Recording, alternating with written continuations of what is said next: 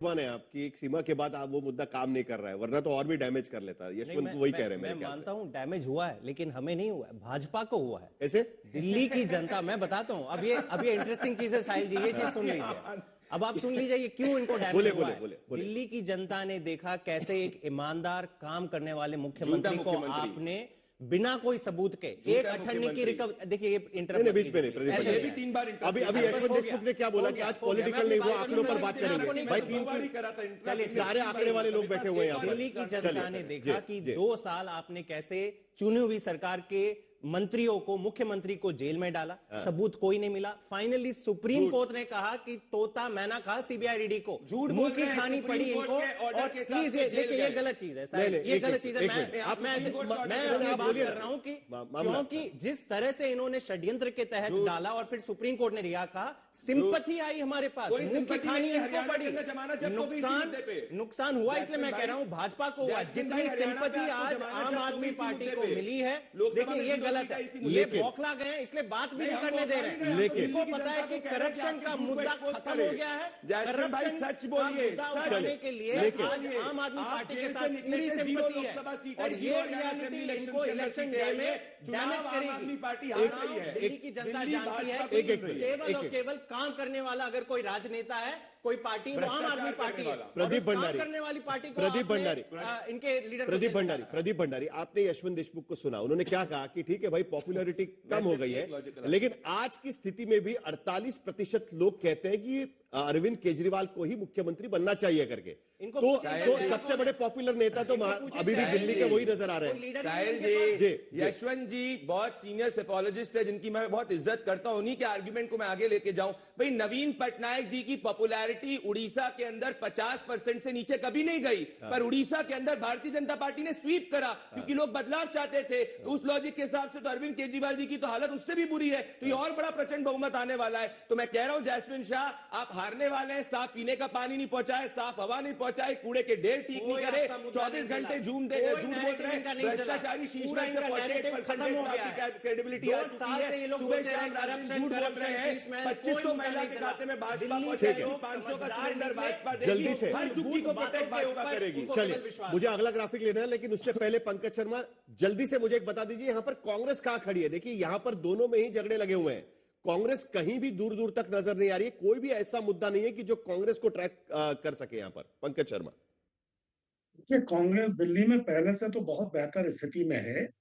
आप एक बात का ध्यान रखिए कि विधानसभा चुनावों के वक्त भारतीय जनता पार्टी का जो वोट है वो दिल्ली में 35-37% के बीच रहता है। इस बार ये प्रतिशत बनाए रखने में उसको काफी मशक्कत करनी पड़ रही है। आम आदमी पार्टी को भी 6 महीने पहले लोकसभा के चुनाव में दिल्ली में 24% वोट मिला था। तो इस वोट में वो कितनी बढ़ोतरी कर लेगी। तो इन दोनों से जो हताशा है उससे निश्चित ही कांग्रेस को फायदा मिल रहा है, और कांग्रेस का वोट प्रतिशत इस बार काफी बढ़ने वाला है। लेकिन क्या वो इतना बढ़ेगा कि जिसके वजह से आम आदमी पार्टी को नुकसान हो सकता है क्या? लेकिन एक मुद्दा जो सैकर में हमने देखा था वो बड़ा इंटरेस्टिंग है कि भाई आपका विधायक जो है वो कितना पॉपुलर है। क्या आपके विधायक से दिल्ली में विधायक के काम से, एमएलए के काम से दिल्ली के लोग कितने संतुष्ट है? यह जब पूछा गया तब 1 फरवरी को कह रहे हैं कि 41.8% लोग कहते हैं कि भाई हम खुश हैं, दोबारा चुनेंगे। उसके बाद मैं खुश नहीं हूं अपने विधायक से, 10% लोग कह रहे हैं करीब करीब, और नहीं चुनेगा वो भी कहा जा रहा है। मैं नाराज हूं, कोई और जीत सकता है, ये कह रहे हैं 31.3% लोग। और आखिर में मैं नाराज भी नहीं हूं लेकिन वही जीते, मैं नाराज हूं लेकिन वही जीत जाए, 3.2% लोग कह रहे हैं। यानी कुल मिलाकर हम देख सकते हैं कि विधायक के खिलाफ, जो मौजूदा विधायक है उनके खिलाफ कंबंसी यहां पर नजर नहीं आ रही है।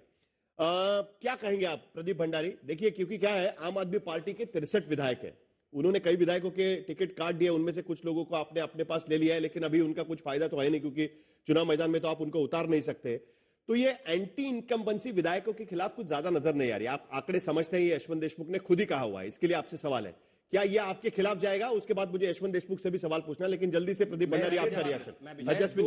इसका जवाब देना चाहता हूं। पॉइंट नंबर 1, अरविंद केजरीवाल चुनाव हार रहे हैं, मनीष सिसोदिया चुनाव हार रहे हैं, आतिशी जी चुनाव हारी है। अरविंद केजरीवाल की अगर मैसिव इनकम्बेंसी होती और विधायकों पे अगर मान लीजिए एंटी इनकम्बेंसी नहीं होती तो मनीष सिसोदिया अपनी सीट को जहां पे 3207 वोट से जीते थे क्यों छोड़कर भागे, जहां जंगपुरा से भी हारने वाले हैं क्यों? क्योंकि उनको पता है कि अरविंद केजरीवाल के नाम पे वो पटपरगंज में 1500 वोट भी नहीं ला सकते। सीमापुरी की सीट जो 50,000 वोट से आम आदमी पार्टी जीती थी वो भी विधायक छोड़ के जा चुका है। Point number 1। पॉइंट नंबर 2, अगर इसको भी मैं टैब्यूलेट करूंगा तो 41.7% लोग विधायक को बदलना चाहते हैं। तो जो विधायक से खुश है वो 41.3% है, जो विधायक को बदलना चाहते हैं सेकंड और थर्ड को आप ऐड करेंगे 41.7% है। ये वापस से दर्शाता है कि विधायक के संबंध में भी कोई प्रो इनकम्बेंसी नहीं है। अगर प्रो इनकम्बेंसी होती तो 50% ज्यादा लोग जो विधायक के प्रति खुश होते हैं। तो ओवरऑल अगर मैं तीनों टैब्यूलेट करूं आपके क्वेश्चंस को तो लोग आम आदमी पार्टी से नाराज है, अरविंद केजरीवाल से नाराज है और ये एंटी इनकम्बेंसी वर्डिक्ट आने वाली है। और इसका जवाब मैं ही नहीं, कल ही आम आदमी पार्टी के लोग जो है जो सातों सिटिंग एमएलए जसमीन शाह जल्दी से ये देख रहे हैं कि एंटी इनकम्बेंसी वर्डिक्ट है, उन्होंने क्या मिला लिया है? उन्होंने कहा है कि हम खुश हैं लेकिन बदलना चाहते हैं वो वाला नंबर,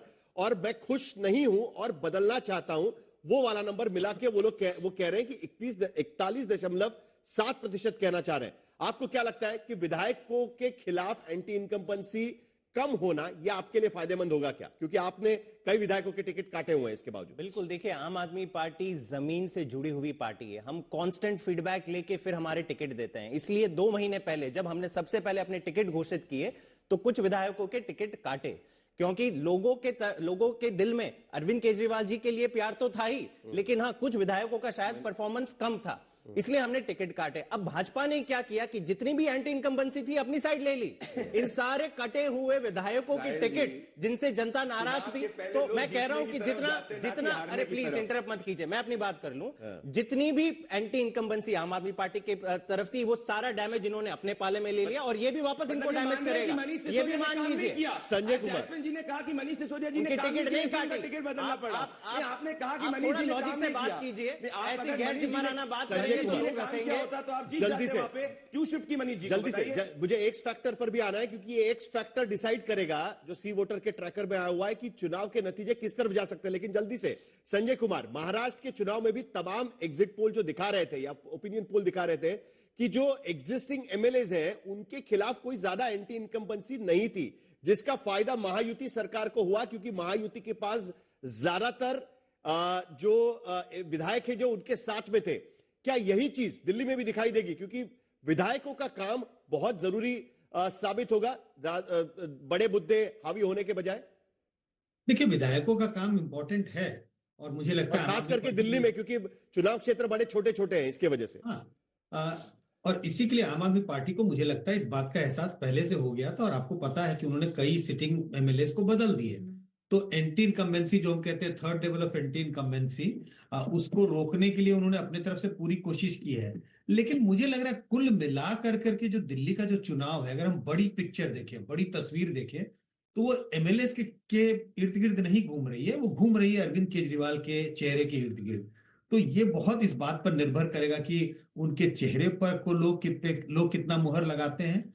तो आपको ग्राउंड लेवल पे ये जरूर दिख जाए कि एमएलए के खिलाफ नाराजगी ना नाराजगी हो, जो मैंने पहले भी कहा कि उसको उन्होंने काउंटर कर लिया। अब सवाल यही होता है कि दिल्ली के काम को जनता सराहती है या नहीं, अरविंद केजरीवाल के चेहरे को। यशवंत देशमुख, जल्दी से आपकी प्रतिक्रिया। राजस्थान और बाकी जगह पे हमने देखा था कि विधायकों के खिलाफ एंटी इनकम्बेंसी ज्यादा थी और उसका असर चुनाव में हमको देखने मिला।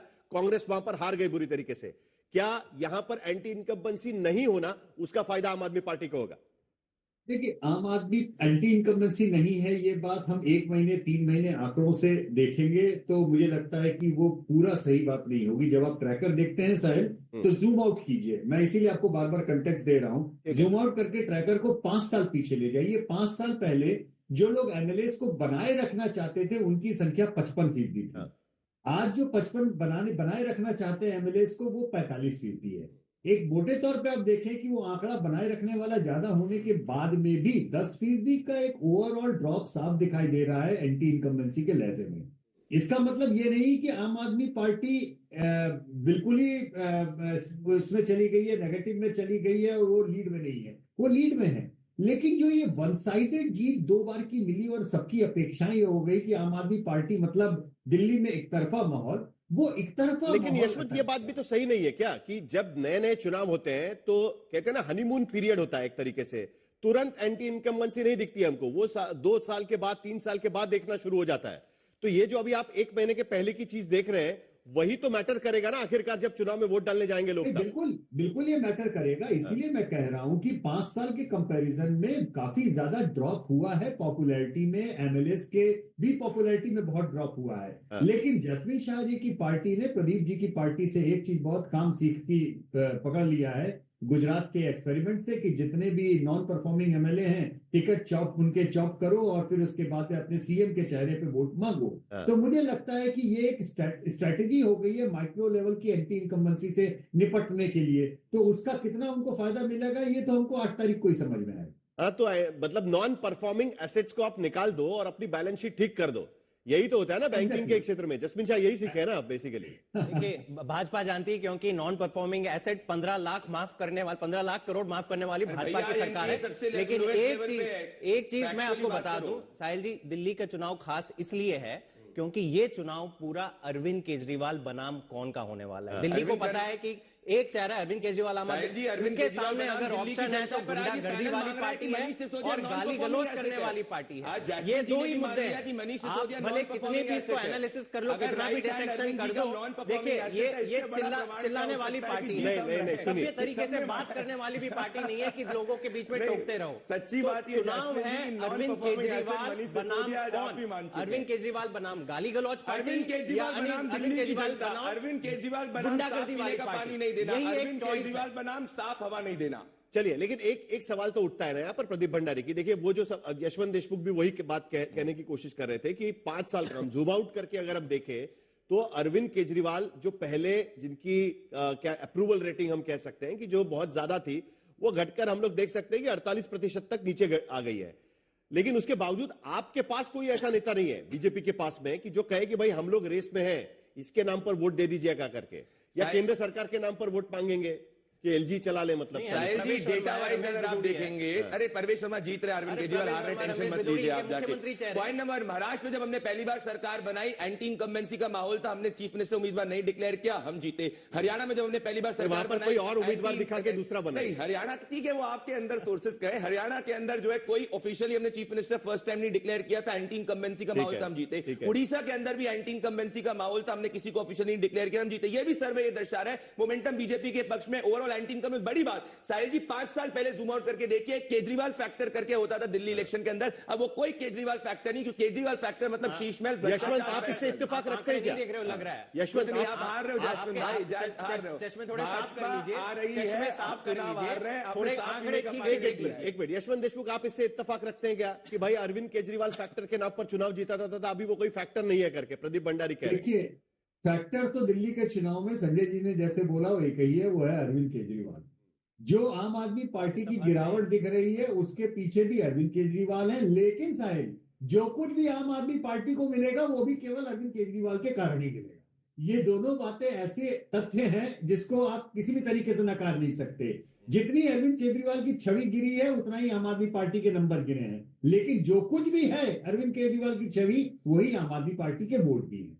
इसलिए ये मामला वैसा ही है जिसे आप कह सकते हैं कि मुद्दा केवल अरविंद केजरीवाल है। पार्टी आम आदमी पार्टी भले ही है, लेकिन जो उनके फैन है वो उनके फैन है, जो उनसे मोहभंग करके दूसरी तरफ जा रहे हैं उनका मोहभंग है, और लड़ाई बाइपोलर हो रही है। नहीं, लेकिन दूसरी बात पंकज शर्मा, तो ये भी है ना कि जैसे कई जगह पर भारतीय जनता पार्टी ने कोई चीफ मिनिस्टर कैंडिडेट दिया ही नहीं, राजस्थान में नहीं दिया, मध्य प्रदेश में किसी और को दिखाया, दूसरे को बना दिया, वो सब बात ठीक है, छत्तीसगढ़ में नहीं दिया किसी को, लेकिन फिर भी चुनाव तो जीत गया ना। तो अभी ये चीफ मिनिस्टर कैंडिडेट नाम की चीज जो है ना, वो उसकी कोई अहमियत नहीं रह गई है। क्या हम ये कह सकते हैं कि कोई भी बड़ा चेहरा, उड़ीसा में भी तो वही दिखा गया, प्रदीप भंडारी का कहना इस बारे में तो सही है बिल्कुल है, तब से किसी और चेहरे की जरूरत ही नहीं है किसी राज्य में। दिल्ली में भी इसीलिए नहीं दिया। लेकिन इसका फर्क इसलिए पड़ेगा कि यहाँ किसी को, यहाँ जैसा कहा यशवंत जी ने कि अरविंद केजरीवाल एक फैक्टर हैं।